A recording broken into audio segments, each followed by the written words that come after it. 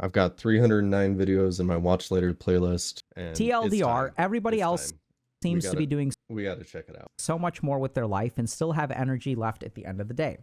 I'm trying my best, but it feels like 10% of what others do, and yet again, I feel like I could sleep for 6 months straight. I want to do more, help more, work more, socialize more, but I feel like I'm running on the battery of a small alarm clock from the early 90s. 30-year-old male here, have been diagnosed with ADHD when I was 10. I haven't been diagnosed. I tried getting diagnosed. It's a harder process than, than just going, because I went two different doctors, and I don't know if I just didn't go to the right ones or what, but my therapist was like, yeah, no, I'm pretty sure you have ADHD, and that's, if you start looking into these things, and a lot of what Dr. K has said has been resonating with me, and it's crazy how people like this, because right here, this guy got diagnosed at 10, right? He fell play. People Here, let's forgot about it. go Life ahead. fell apart. Struggled all my life with depression and anxiety. Had therapy.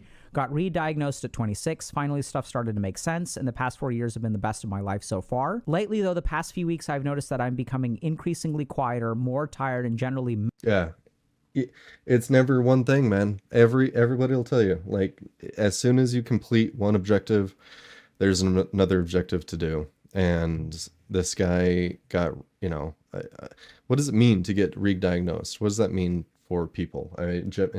Genuinely curious. The medication that I tried was not working. It just, apparently you have to go through the side effects to get through the benefits, but the side effects were sleepless nights for 2 nights in a row. Like, I can't do that. That made it impossible to go to my job. Like, I had two sleepless nights on a weekend, and then I could not go to the job, and I had to stop the medication. God, I've been trying so hard to just find the things that people say, go out, exercise. People are saying here in the chat, make exercise a priority, cardio squad. Like, you just meh. gotta I know this get could be outside, to a but myriad of reasons. Nobody here could definitely it tell comes and me what is goes. going on, but apparently I still had the impulse to share. So yes, I have a lot of stress with my studies at the moment. I don't remember the last time I had a proper break, in the sense that I had no, I have to do XYZ until XYZ or I'll get in trouble. I've checked. It is so much easier doing things for other people, because if you don't do it, then you're letting them down, or you're going to get in trouble because you're, at a job or whatever. But doing stuff just for yourself, I'm sure you can relate. Everything else. I sleep all right, rather active, cycle every day, go for long walks, have stuff to do, surrounded by people. Everyday relationship is going well. No financial stress or anything. Blood has been Nice. checked lately and everything seems fine. Awesome. Must be nice. I might just be stressed, but there are so many people around me that seem to be doing so much more than I'm doing. See, look at that. This guy has everything going for him. All the things that I was like, man, I wish, check, check, check, check. And yet he's got check, check, check, check. And he's still stressed out, thinking that everybody else seems to be doing more than him. I know it's hard to compare oneself to other people, but I just feel like what I'm doing every day is so much less. At the end of the day, many people even seem to have time and space left to socialize. Hell, my battery is drained after 3 hours of interaction. Oh, interesting. Interesting. I wonder if there is research around this. Yeah. Huh. Lots of research Predict around this. mental depletion after a 3-hour delay. Fascinating. After 3 hours of interaction. I would love to, or have the feeling that I should take care of connecting with friends more. But honestly, I just want to be alone with my girlfriend at the end of the day and make some music or go for a walk. What's wrong? Look at this. This guy still has motivation. At the end of the day, he still has motivation to make stuff for himself. He's doing it. Like, that's the thing. It's like he's blind to himself because he's doing it. Because I'm over here like, dude, you're already, at the end of the day, you're saying that you want to be alone, go for a walk, listen to music, do some self-care stuff, make some music. That's creating. It is so hard when you are depressed, and the thing that is going to get you out of the depression is creating. but then all of the things stopping you from creating. Oof, With me, am vicious I doing cycle. something wrong? Should I be doing more? I'm not doing enough. I am not Never enough. doing enough. You know the drill. Never enough. Okay. So this is a case of a 30-year-old person diagnosed with ADHD, did not get treated, started getting treated at 26. Now they're doing well. It sounds like they're in a relationship. They're advancing either with work or studying. They're in a high stress situation. So there isn't a day that goes by where they don't think about, okay, I got to do this. There's a deadline coming up, et cetera, et cetera. And they feel like they have no energy left. And other people around them seem to be doing the same amount of work, but have energy left at the end of the day. So why is this? Hey, y'all, if you're interested in applying some of the principles that we share to actually create change in your life, check out Dr. K's Guide to Mental Health. You gotta quit It combines overthinking. over 2 decades of my experience of both being a monk and a psychiatrist and distills all of the most important things I've learned into a choose-your-own-adventure format. So check out the link in the bio and start your journey today. A lot of things going on here. So let's start with this. The first is that if you have ADHD, it takes you more effort to do one thing than it takes a neurotypical person. Exactly. Until you train yourself otherwise. So if we look at And for the longest time, I was bashing my head against the wall because everybody in my life was telling me, what, like, it should just be so easy. It should just be so easy. So now I'm fucking telling myself, it should just be so easy. It should just be so easy. When I allow myself to tell myself it's going to be hard, and then allowing myself to say it's going to be hard gives you a little bit of peace, and it gives you some weight lifted off of you. But being part of being undiagnosed is people sit there and tell you it should just be so easy. It should just be so easy. And so you start telling yourself, oh, it should just be so easy. I should be able to take care of this. Why can't I take care of this? Other people take care of this. Other people are making it so easy. Other people can turn in their, their paperwork because they know exactly where they put it. I don't know where I put my paperwork.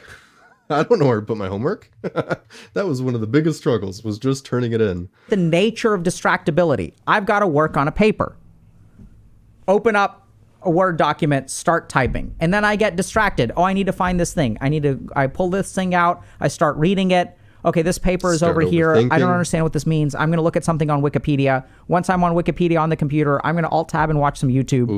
Oof. Yep. Oh, the stress already. See, like you're already like you tried doing one thing. You're like, all right, I'm going to try and be good right now in this moment and do my homework. And it's my mom. It was easy for her to just do research and just be like, oh, la-di-da, like, let's just do some research. And I'm over here thinking, like, is this paper good enough? Is this, you're looking into the background of the person writing it, and like, you're trying to make everything just absolutely perfect. And meanwhile, the people that are just doing the research and writing it, like, they're just writing it. They're just making it up, or not making it up, but they're getting the work done. Highly distractible. So if you look at the amount of time it takes to complete a task, it takes 1 hour of work for a neurotypical person and 1 hour of work for an ADHD person. The problem is that the person with ADHD spends 4 hours doing 1 hour of work. Up in their head. And so what happens is at the end of those 4 hours, you've been like, your machine has been running for 4 hours, but you only have a 1 hour yield to show for it. And it feels So if we look at it from an horrible. objective perspective, until people with ADHD learn otherwise, and we'll get to that, it literally takes them more effort to do the same amount of work. So this person is not wrong. But there's way more to the story. The second thing that tends to happen, and I see this a lot with people with ADHD, is people tend to flounder for a while. And something happens at the age of 26, very common. Adult ADHD is an increasing diagnosis. So it gets missed a lot in childhood. Why? Because kids with ADHD are smart. If you are a smart kid with ADHD, you develop compensatory mechanisms so that the ADHD does not affect your life as much. He's talked about this a lot. where you can mask the symptoms of your ADHD because you are working so hard in order to complete the project that the project is completed. And from the outside, it seems like, oh, no problem. But what he said about that 1 hour work equals 4 hours of work, if you're doing that, if you're trying to make something that has 3 hours of work, that's 2 days, that's 12 hours, right? And so I don't know exactly what my coping mechanisms were, but I do remember hitting a wall when it came to organization and trying to remember multiple classes without having a calendar and without having a schedule and a calendar. It fell apart because I was not able to hold all that information. And before, when you didn't have, when you only had, in junior high and elementary, you don't have that many classes and you don't have to hold that much information. And so you can hold a lot of information in your head and not have to build the mechanics of writing stuff into a schedule or a planner or your calendar, and building that habit over time and building that habit of studying. And oh, and that's another thing too. You didn't have to study as much because you were smarter and you could just know the information. You could take it in. But later down the road, when you start learning more difficult things, you have to have systems in place in order to study. And you can go a very long way not studying and learning the material and soaking the information in and getting by that way. But it really comes a point where it becomes way too much work, and then you need those systems and you have not built the foundation to build those systems. Oof. And so you actually don't get the help that you should get if you are failing completely. So you're able to pull off C's instead of straight F's. They don't even know because why. even though it takes you 4 hours to do 1 hour worth of work, you're so fucking smart that you can take that hour and you can actually turn it into 2. So the ADHD diagnosis gets missed. Then what happens is, as it gets diagnosed later in life and people start putting their lives together, they enter this period, and I want to say it's like 2 to 4 years in, like really 3-4 years in, where they start to feel a ton of fatigue. And why is that? It's because they're ramping up to a regular life. Mm-hmm. So I don't know if this kind of makes sense, but when you first start college, it feels overwhelming, and then you ramp up to it. Right? Suddenly, like, you're not forced to go to class, so you have to learn time management. You have to, you only go to class 3 days a week or whatever. There's a lot more optional stuff. So there's this adjustment period. When I started med school, there was one hell of an adjustment. I just finished college, and then suddenly you are learning 5 times as much information per week. I took, I don't know exactly how many, but I took years off, between high school and going to college and taking some community college classes. And let me tell you, I felt very, very not ready to be there. And with the perfectionist, I don't know if it's perfectionist or what, but the overthinking and trying to get everything done correctly when you don't even know how to do it in the first place. And there's one hell of adjustment in your first year of med school. And then they ramp it up in your second year. And now you're learning 10 times as much as you did in college. And then they ramp it up more in third year. Because now in third year, you're working in the hospital. You don't have time to read all day, but you're expected to know all of this stuff. And that's an adjustment. So life is... And the people that knew how to study and knew how to put stuff into short, I believe that part of that is you're learning how to remember the material for just enough time to pass the test. All these people know that getting through and getting that paperwork is a huge part of it. And once you're in the job, those things that you need to know, you'll know. And so for the time being, having this system in place where you can study, write notes down, and have those notes be in some sort of short-term memory and not having to log them into your brain, you can pass these tests and not, it doesn't feel like so much work because it's just, oh yeah, and you're just going through the process. But when you put, man, I put so much energy into my English 990 class because I was trying to prepare myself for 101, right? That by the time I got to 101 and was doing all the same things over again, I wasn't comforted. I wasn't like, oh, like, hell yeah, I've done this. I was like, it was like starting from the very beginning all over again.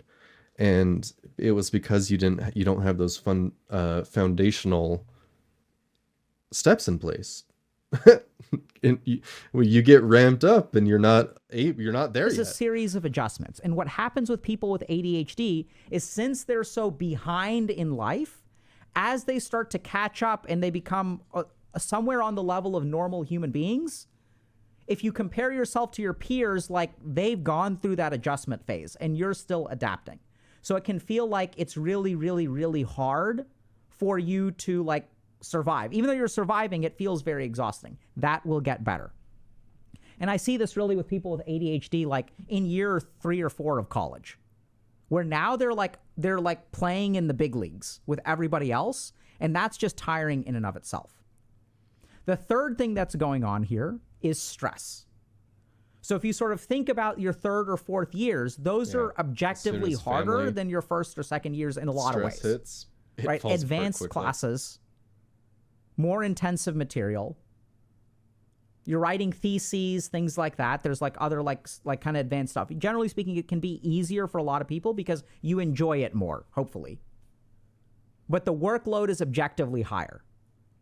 And so when you're in this position of, I think this person puts it this way: I have a lot of stress with my studies at the moment. Yes, I don't remember the last time I had a proper break, in the sense that I had I have to do XYZ until XYZ or I'll get in trouble. So what I'm hearing from this person is this person has constant deadlines and hasn't been able to take a break. So how does that affect people? It affects them through the cortisol system. So what cortisol does is buys me 24 hours of high productivity for a week of exhaustion afterward. That's literally what happens. So what cortisol does is cannibalizes our things like muscle tissue to give us energy over the 24-hour period. So what we're doing is we're chopping down a wall to get firewood to survive for the next 24 hours. And it feels so when you're in a chronic state of stress, getting that stuff out. Because normally what happens is human beings would recover, right? If I'm like hunting in the jungle and I get attacked by a pack of hyenas, I fend off the hyenas, I run away, my tribe comes to save me, we move a little bit, and then it's not like there's another pack of hyenas there the next day. Then I like rest, I relax, I catch up on my sleep, I recover. But in modern society, we don't get those times. We have chronic stress. Anytime that we're relaxing, quote unquote, what are we doing? We're on our phones. And at least for me, being on my phone stresses me the hell out because I'm watching these people create endlessly, right? It took them months, weeks to make the video that I'm watching. And for me, 5 minutes onto the next thing, onto the next thing, onto the next thing. And so when you're in that mindset of comparing yourself to others, there's no relaxing. There's no relaxing there. Even trying to get out and go into nature and stuff like that, you have to, our world is not set up for that. So every day, my body has this system that activates, that helps me get through the next 24 hours, but then I don't rest for a week afterward. And so over time, that depletes your ability to do work. So why are you more fatigued than your colleagues? Because literally, your body has been chopping down walls for firewood, and then you're wondering, why am I getting more cold? Because your walls are gone. So this is the next thing that's going on. The last thing that goes on with ADHD, why people feel so exhausted, is this. What is wrong with me? Am I doing something wrong? Should I be doing more? I am not doing enough. I am not enough. This is the other problem. Apparently that's So universal. why is it that someone with ADHD cannot realize that this is not me? Why do they assume that the problem is within me instead of, yeah, I'm in advanced courses, I'm working really hard, I actually objectively have a lot on my plate? Why don't they think that way? You can't give yourself that credit like that. You can look at other people's lives and be like, hey, you're doing a lot. You're getting a lot of stuff done. You're working really hard. But for yourself, why would we do that? That seems healthy. So if you look at a population of people who have ADHD and depression, what you discover is that 70% of the people who have ADHD first will develop depression later in life. 3% of the people who have depression first will develop ADHD later in life. ADHD has a causative effect for depression. Why is that? When a child grows up with ADHD, something very important happens. They realize that I'm just as smart as my friends. They realize that I'm no stupider than anyone else.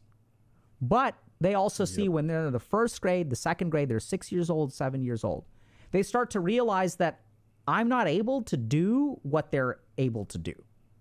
It's way harder for me to pay attention. And then you start asking yourself, what's wrong with me? What's wrong with me, right? You know that you can do the things, and it is so freaking difficult to get them done. I forget my homework. I forgot I had a test. I'm just as smart as they are, but I can't remember having a test. When I sit down to study just like they do, I'm just as smart as they are, but I showed up to the last day of school of like, what was it? It was like 5th or 6th grade or something like that. I showed up to the last day of school. Everybody is so excited. And I'm like, what is everybody excited about? And they're like, it's the last day of school. I don't know what I was thinking about, but it wasn't that. Clearly it wasn't that. It was something else. Can't actually read the words on the page. They don't even realize that, right? They just have the textbook open in front of them. Their mind is all over the place. They just realize, I can't do this. And no one ever explains to them that this is like a problem because you have ADHD. Your attention is different from other kids. There's nothing wrong. That what is wrong with you, what's different is your attention. So what does a 6-year-old conclude? In the absence of a diagnosis, a compassionate diagnosis, and some amount of explanation, there is something wrong with me. 100%. Fundamentally, something's busted because I'm just as smart as they are. If not smarter. But when I put in 4 hours, I get a B. And when they put in 1 hour, they get an A. There's something fundamentally wrong with me. This belief starts at the age of 5, 6, 7. Remember that oftentimes kids by the age of 7 or so with ADHD, many of them will not get invited to a single birthday party. And why is that? It's because they don't wait their turn on the playground because they're distractible and impulsive. So hard making So they don't get invited to places. Having a little bit of and then there's social isolation. And then we're also proud of kids for what? For doing well in school. So we're not proud of those kids. In fact, what happens is those kids, like myself, get taken to teacher conferences. And the teacher would say, you know what? Alok is so smart. He just needs to apply himself. If he just tried harder, then he could do so much more. And so what is the kid... If he just tried harder. Do you know how devastating that is for a kid to hear? When they feel like they are already at their wits' end and trying the hardest that they can, and for some reason it's still not lining up and it's still not working, and to be told by everybody, oh, they just need to try a little bit harder.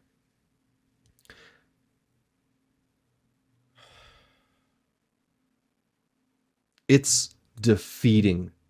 It is so defeating hearing that.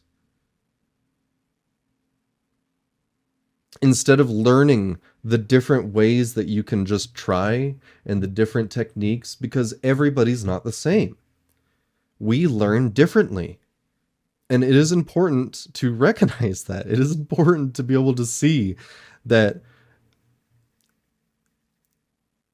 that some kid, like, if he's distractible, let him be distractible, but let's try to teach moving and like zoning it, right? If you're going to be distractible, try to recognize it within yourself so that you can use that for cleaning. Let's start. My whole life I've been told how I am supposed to clean is you start in one room and you start on one counter and you move from one side of the room to the other and you just boop, boop, boop, boop, boop, very systematically, right? I have found so much peace when I allow myself to clean the way my body naturally wants to clean. And the way apparently my body wants to naturally clean is I go and I start a load of laundry and then I find some trash while I'm picking up the clothes and I put the trash away and I go do the laundry and then I take some dishes down and I start doing a couple of dishes and I am like moving from, and then you see something that's in the kitchen that's not supposed to be there, you go take it into the other room and you start picking up in that room. I used to get so upset at myself when I found myself doing that because I was telling myself, why can't I stay on track? Why can't I just do the thing, right? Why can't I just clean the kitchen? Because I'm sitting there getting mad at myself for not being able to do this. Just if I'm having to self-teach all these things because the parents in my life were both very atypical or whatever, and they were both like, it should just be so easy. Like, you should just be able to do it. Boom, boom, boom, boom. And for some reason, it's not. For some reason, it wasn't. For some reason, it was very difficult for me to remember things just whatever. And so I needed to develop a calendar system. I really needed to develop a calendar system and write everything on there and be like, test coming up, on this day. Should probably study for it 3 days beforehand. All right. Feel walking out of that school conference. It means that there's not something wrong with me. It's just a lack of when the teacher says that the kid just needs to try a little bit harder. That is so devastating. My effort. I'm just like, my IQ ain't low, but I'm just stupid. That's for not applying myself. They don't understand that I'm actually applying myself as hard as I can. And so the feedback that these children get essentially results in this. Look at this statement. This is damning. I am not enough. I should be doing more. What's wrong with me? I am not enough. And when you carry this within you, then it shapes how you look at everything else. You don't consider the stress objectively because in the back of your mind, you're not enough. So it's not the stress. No matter how good you're doing, no matter how many things that you are accomplishing that are stressful, you're still not good enough. Or the external circumstances, even though this person intellectually knows that it's the circumstances. You guys see this? Like, look. Intellectually, in their post, they say, I have a lot of stress. I don't remember the last time I had a proper break. Even though they know that, they're unable to connect those dots. One part of their mind is connecting those dots. Hey, the reason you're fucking tired all the time is because you haven't had a break. They even went and got blood tested. Maybe something's wrong with me. Okay, nothing's wrong with me. Let me just check. There's a part of your brain that knows there's nothing wrong with you. The problem is that for 26 years of your life, you learned that there's something wrong with you. Yep. And those two things clash. And that's why people with ADHD continue to blame themselves even though they're doing a good job. So if you are in this pickle, couple of things that you can do. The first thing that you can do is understand how to be better at working. So if you look at psychotherapy for ADHD versus medication treatment for ADHD, Both of them improve ADHD the same amount. I can send someone to a psychotherapist or give them Adderall or a stimulant, and I can improve their focus by the same amount. I can improve their outcomes by the same amount. The difference is that if the medication stops, the effect goes away. If we stop psychotherapy, the effect lasts for 2 years after stopping psychotherapy. Why?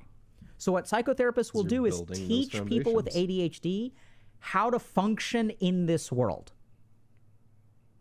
despite having distractible attention.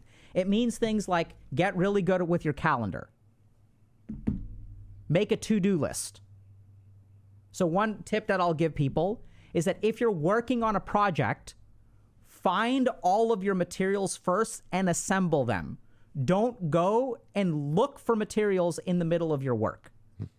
So if you've got some stuff on Google Drive or Dropbox, open it all up and set it to the side, or print those papers out and keep them there. Because if you open up a new tab and start hunting for stuff on the internet when you are trying to write a paper and you have ADHD, you're screwed. You're done. All of your work materials need to be organized. Calendar, alarms, all kinds of stuff. You can set up a system that will essentially protect you from your ADHD. We dive into this super, super deep with Dr. K's Guide to ADHD and Doing Stuff. It's a guide about what is the science of doing stuff. What are the techniques that you need to understand that will help you do stuff? And this is everything from like understanding emotional blocks to organizational systems. Nice. Gotta check that out. So you can get some of that from therapy. You can get some of it from the guide. Second thing that you need to work on with ADHD is your sense of confidence or the person that you believe that you are. Essentially the untreated trauma of ADHD, of growing up with ADHD. What is the difference? What is the one difference between somebody who is getting things done and somebody who wants to get things done and is not getting those things done? One of the biggest differences is those two people, one of them has more confidence in themselves. And when you have confidence in yourself, what does it do? You get something done and you get more confident. And then you get something done and you get more confident. You get something done, you get more confident. What happens when you don't have confidence in yourself? You don't get the thing done. You lose confidence. You don't get another thing done. You lose more confidence. You don't get another thing done. You lose more confidence in yourself. Both of those people could create the same thing, and the one person that's telling themselves, oh, I can do this. I've got confidence in myself. Like, yeah, no problem. Like, yeah, wake up and just start working on it because it's not stressful. When you know that it's like, or when you believe that you aren't good enough, and when you believe that it's going to be too hard from the beginning, you're done. Like, the spiral downwards is so hard. Like, pulling out of that nosedive is difficult. That's undertreated.